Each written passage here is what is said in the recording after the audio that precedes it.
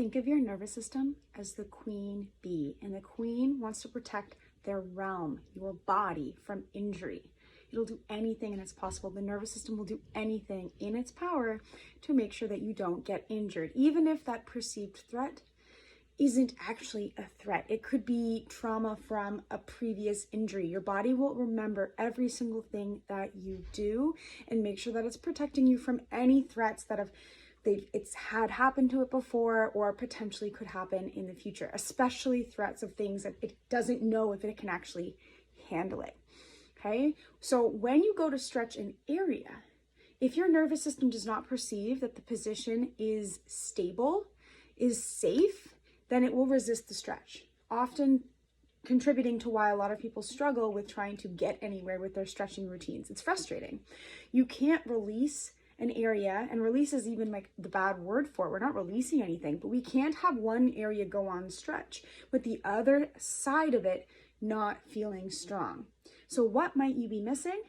It's that strength on the other side of the stretch, and that's known as reciprocal inhibition. So we're going to walk through a couple of exercises, and you're going to notice the stretch increases on one side when I activate and strengthen the area on the other side. Passive stretching, yin yang classes have a place. Okay, they have a place, but for the majority of people, if your goal is increased flexibility, adjusting your range of motion, passive stretching might only cause more tightness in the long run. We talked about this before in that it might feel good in the moment, so by all means, go for it, do it, but make sure that you're solving the problem, which for a lot of people is not having the strength or stability to support that position. Okay, so how do we safely get the most out of each stretch? Example number one, I want you to think of a hip flexor exercise. Okay, so we're trying to stretch my hip flexor, the general area in front of the hip. Okay, some people are just going to hang out in the joint. Maybe they're hypermobile, which means that their joints are going to allow them that position, even if it doesn't feel stability. I know a lot of people, myself included, who have that extra range of mobility, but tightness is still present. So this is why the strength is so important, especially for those who are hypermobile, making sure that you can support the position. So if I was to get a hip flexor stretch, working on my hip flexor, with my feet hip distance apart, okay, I like to start so that my shoulders, my hips, my knees are stacked. My knee is stacked over my other ankle, and I'm trying to push down through the balls of the feet and the heel. Okay, and if you notice, if I just hang out in this position, I'm gonna get a stretch. Okay, some people might feel a stretch of different levels of putting yourself into this position. That's fine. But I wanna get a nice stretch across the front. And if I wanna, in curling, we want to get lower. A lot of people they're striving to get their leg all the way down there, but if they don't support it, it's going to be hard for them to create power in that position, and then of course be able to do it over and over again without getting injured. So excuse me. So we're in our hip flexor position. If you just hang out in this position, you're going to feel maybe a little bit of a stretch. I want you to take your sit bones and tuck your tail under. And for a lot of people, notice that my back foot is tucked.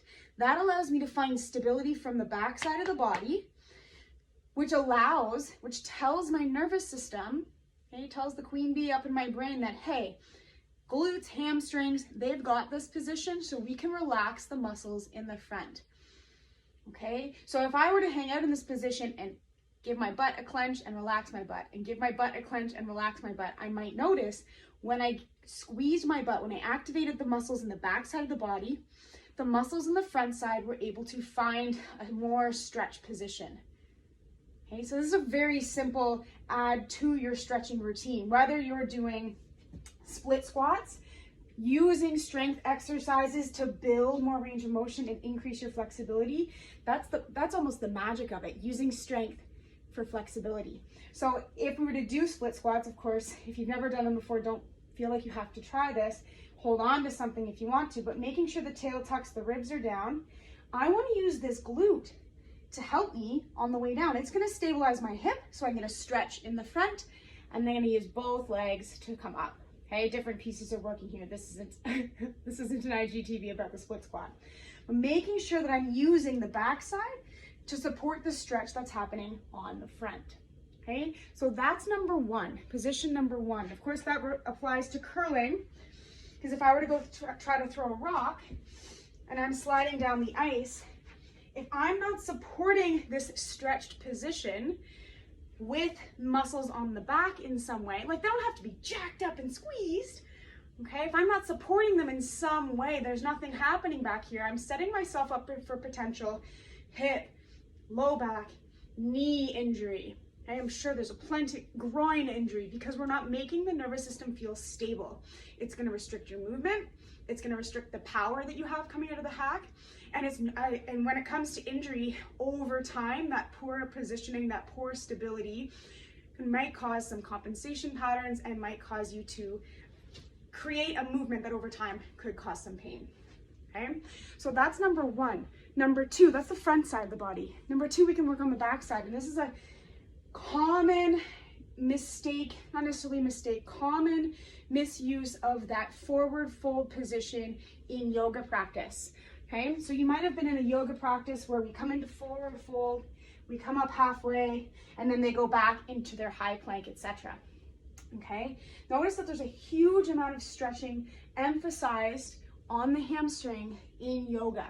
Okay, so one thing I want to point out, make sure you're getting equal amounts of strength back there, because if you watched IGTV number one, tightness likely means you need strength, not stretch. But let's say we want to stretch out our hamstrings, we want to find a good position in yoga.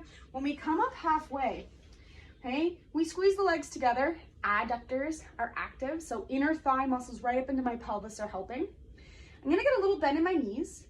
I'm going to make sure my hands are pressing against my thighs or my shins, and what we're looking for is a flat back. Now, here's the magical piece.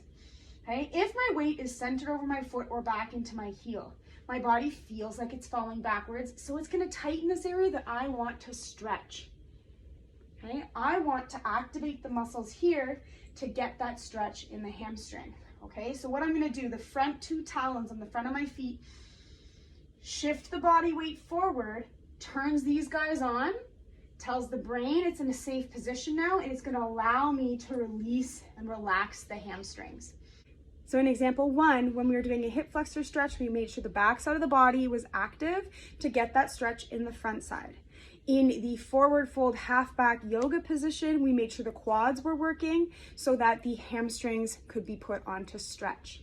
Okay, the idea is that if you give the nervous system, the queen, the stability it is looking for, and you're going to get more out of the stretch. Okay, so opposed to just passively hanging out in your stretches, you're trying to get more flexible. Make sure that you're supporting the major joints.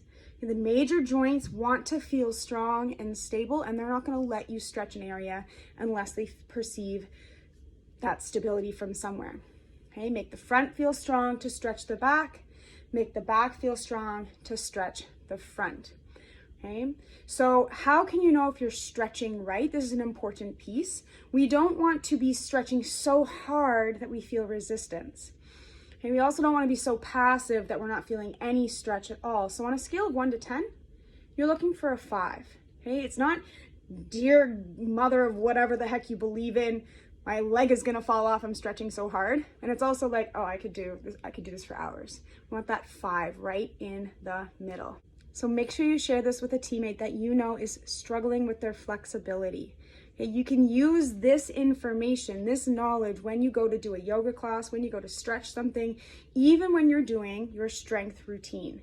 Make sure you're stabilizing one side if you're looking for a stretch on the other.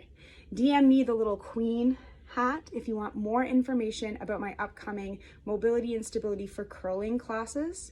They're going to be a karma class, which means that you can pay whatever you can afford. Okay, there's not going to be a set amount that you have to pay, and it's going to be open for anybody who wants to learn more about the body. You could be an elite athlete, you could be played 2 or 3 games.